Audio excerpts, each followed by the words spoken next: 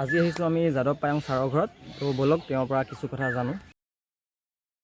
দেখুৱাই থৈ গৈছে যে অসম্ভৱ বুলি একো নাই। যদি দৃঢ়তা থাকে, যদি সপোন ডাঙৰ থাকে, তেনেহ'লে এখন মৰুভূমিময় ঠাই বা বালিময় ঠাইতো এখন বৃহৎ অৰণ্য সৃষ্টি কৰিবলৈ সক্ষম হোৱা আমি যাদৱ পায়ং ছাৰলৈ অশেষ ধন্যবাদ জ্ঞাপন কৰিছোঁ। আৰু তোমালোকক ভালকে কৈ দিছোঁ, যিসকল ছাত্ৰ ছাত্ৰীয়ে নিজৰ মাতৃভাষাত পঢ়িছে তেওঁলোকৰ সব ভাৰতীয় প্ৰশাসনত আছে, কাৰণ সিহঁত দুটা ভাষা জানে।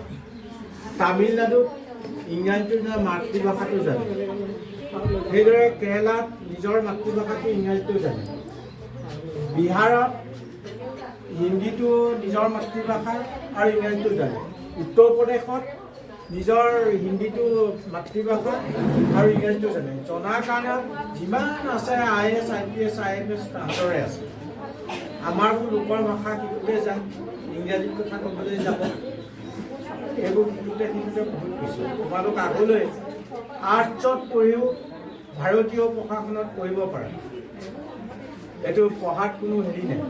সেইকাৰণে আজিকালি কিতাপটো বহুত পঢ়িবা। আৰু তাহাঁতৰ ল'ৰা ছোৱালীক দেখিছোঁ ট্ৰেইনত গ'লেও কিতাপ পঢ়িয়ে যাব, প্লেনত গ'লেও কিতাপ পঢ়িয়ে যাব, কালৈও মুখলৈ নাচায়।